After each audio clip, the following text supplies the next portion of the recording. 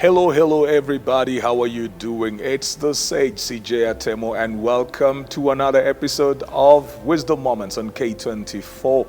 We're coming to you from the 67 Airport Hotel, which you need to check out because we've been talking about it each and every moment, each and every day as we bring these episodes to you. I have been talking about why change is not easy, and it's good to have your feedback, but I'm looking forward for more feedback from you. The email address cjatsol@gmail.com. If you have questions, if you have clarification that you need, or if you just want certain topics to be addressed as well, certain matters that you feel that need to be talked about, we'd be so glad to hear your feedback as well. But remember to follow me on all my social media platforms, CJ Atemo, Twitter, Instagram, Facebook, and of course subscribe to the YouTube channel as well, CJ Atemo. Well, so we've been talking about this change and why change is not easy. I talked about the fear of change. People are afraid because sometimes when change is implemented, they think that they will become victims of it. And nobody wants to embrace anything that will make them become a victim. So they will just decide they don't want it. So if that is part of your team, you will never really see the change that you want because they fear it. They are not rebellious, but they just fear it. The second reason is the illusion of change, where I talked about people who have had high hopes and expectations on things becoming better, and eventually nothing changed. So they just got to a place where they decided to accept the status quo and to keep it, maintain it, not invest themselves emotionally, mentally, financially, or even physically because they just don't want to get hurt. They don't want to believe in something that will not become a reality. So they get into that because change to them is an illusion. And if you ask them, they will tell you things will never change. Well, yesterday I did talk about the cost of change. Sometimes we implement change or want to implement change and we've not really looked at the cost of change. And generally when we do, we only think financially. So you may be moving business into a certain area of town. You're moving into a bigger house, moving into a bigger location, moving into a more spacious room, moving your organization into greater land. But sometimes you do not factor in that maybe your customers are people who are within the area and the locality that you are in. So if you move, you will lose them.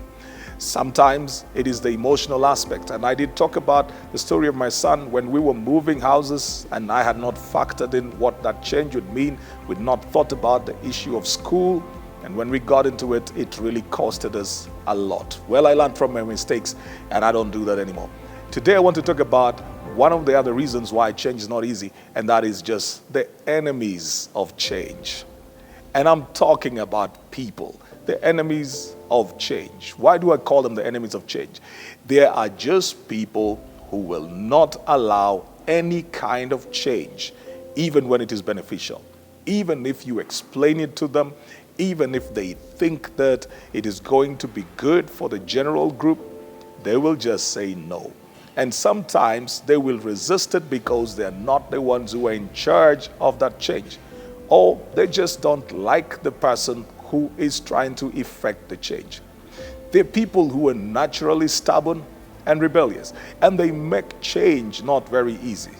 Sometimes they're very influential because they get the ear of everybody else. And so even when you are talking about why you need to do something, why you need to change certain things, why you need to make certain systems work, or why you need to bring in new systems and new staff and new people, and why you need to look for new skill sets, and why you need to go into new territories, and why you need to have new thought patterns, they will always find a reason to criticize that with the intention to sabotage it. They're just enemies of change. They're comfortable and they find their relevance in the place of how things have been. These are not those who fear change. These are those who hate change. And so they're the enemies of any kind of change the way they are.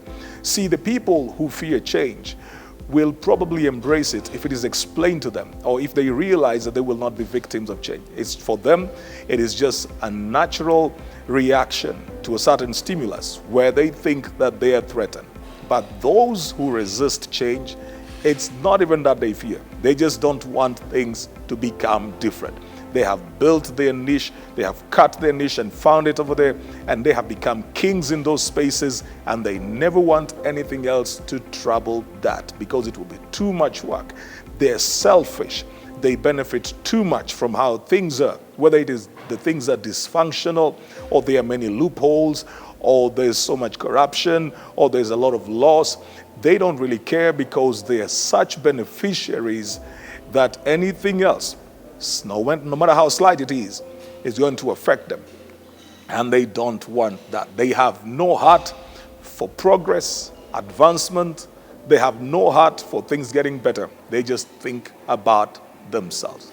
They're the enemies of change. Now, this kind of people do not change even when you communicate more. They don't. Some of their rebellion stems from their personality, insecurities, from their past, from traumas that they never dealt with. Some of them have never understood how to be part of a greater group. Some do not feel that they should take instructions from anybody. They can even be having issues with the gender of the person who is leading. So they may feel like, I will not take anything from that person because of their gender, age, creed, their experience, or the lack of it. And so they just decide, no matter how good, whatever you're saying, even if you can manage the cost of it, no matter how good it is, they will just not take it. They're just enemies of change. They will keep on referring to how things used to be done, how things were being done before. And they always want to take you back to the past because the past represents their comfort zone. They don't want to put work to it. They feel that if change has to come, they will be exposed. So they don't want it at all. As long as things remain the same, they remain the bigger part of what remains the same. So they will resist new people coming in. They will resist new systems. They will resist new places. They will resist new ideas. They're the kind of people who will sit and listen to a whole conversation, say nothing in a 2-hour meeting, and at the end of that meeting, raise their hand and raise issues with everything that was said in one sentence. They did not contribute, they did not debate, they did not deliberate.